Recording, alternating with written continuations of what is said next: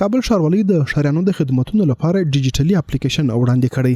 د کابل ښار د غنی ګونی او اداري چارو د اوږدو مرحلو په منځ کې د ښاروالۍ نوې ډیجیټلي اپلیکیشن په مرسته به د ښاریانو او ښاروالۍ ترمنځ د خدماتو د ترلاسه کولو واټن لاند کړي. د کابل ښاروالۍ د استاذ نعمت الله بارکزي په وینا دغه اپلیکیشن د ښاریانو لپاره د ښاري نقشو، جوازونو، شکایتونو، صفایي او ځینو نور اړوندو خدماتو د ترلاسه کولو او تعقیب زمینه په یوه ډیجیټلي پلیټفارم کې برابروي. بارکزي زیاتوي د اپلیکیشن له لارې ښاریان کولی شي د ښار د سړکونو او پلانونو اړوند نقشې هم وګوري. د نوموړي په خبره د دغې ټکنالوژي موخه دا ده چې ښاریان وکولی شي د ښاروالۍ له خدماتو سره په اسانه اړیکه ونیسي، اړوند معلومات په لنډ وخت کې ترلاسه کړي او د ځینو اداري چارو بهیر له موبایل څخه تعقیب کړي. با دانلود کردن این اپلیکیشن شما میتونید که از سهولت‌هایی که در این استفاده بکنید.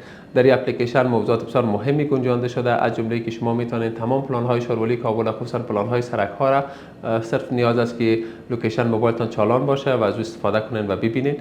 در کنارش یک بخش بسیار مشخص به خاطر طی مراحل صدور مجوز بر شما داره، به خاطر ساخت‌ساز یا هر موضوع دیگه‌ای که داشته باشین که تمام موضوعات چی در ساعت غیر پلانی و چی در ساعت غیر پلانی بر شما تشریح شده و بسیار با چشم باز میتونین قدم بردارین و این مراحل را طی بکنین. بل لور ته ځینې ښاریان هم وایي د داسې ډیجیټلي خدماتونو پراختیا کولی شي د وخت ضایع کېدو مخنیوی وکړي او د ښاروالۍ له ادارې سره د دوی د اړیکو بهیر اسانه کړي. ښاریان وایي د دې اپلیکیشن کارول د وخت سپما، د معلوماتو ترلاسه کولو او د ځینې اداري چارو د اسانه تعقیب زمینه برابروي. و ما بسیار خوش هستیم. وقتی رقم نبود مردم سر به خود خانه رو چپه میکرد، خریدار میامد 2 روز بعد 3 روز بعد پیسه را میداد، تحویل را میکرد و در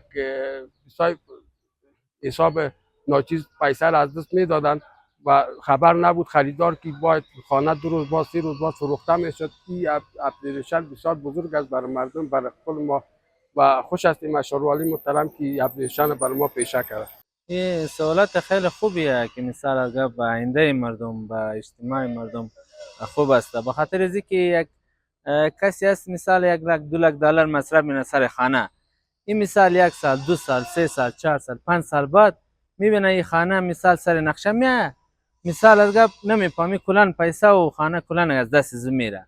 این که مثال ښاروالۍ سهولت آورده خیلی بزرگ خوبه، خیلی پایدمنه. بهترین سهولت دی خلکو لپاره، ځکه خلک به ځا خپل سرمایه نه بندوي، هغه پوهیږي چې په دغه ځای کې دغه سړک راځي یا دغه برنامه د ښاروالۍ شته ده د عملي کیږي. خو مهمه نقطه دا ده چې دا باید باورمند وي. کوم اپلیکیشن کې کومې نقشې چې ښاروالۍ ورکړي چې داسې نه وي چې نن یو مسیر د سړک وي، سبا خلک پورته شي، بعضې مشکلات ایجاد کو، بیرته ښاروالۍ خپل نظر ته تغییر ورکړه. د کابل ښاروالۍ د معلوماتو له مخې هڅه کیږي چې په راتلونکي کې د برېښنایي تادیاتو سیستم هم له دې اپلیکیشن سره وصل شي څو ښاریان وکولی شي بانک ته له تګ پرته خپلې اړوندې تادیې د موبایل له لارې ترسره کړي.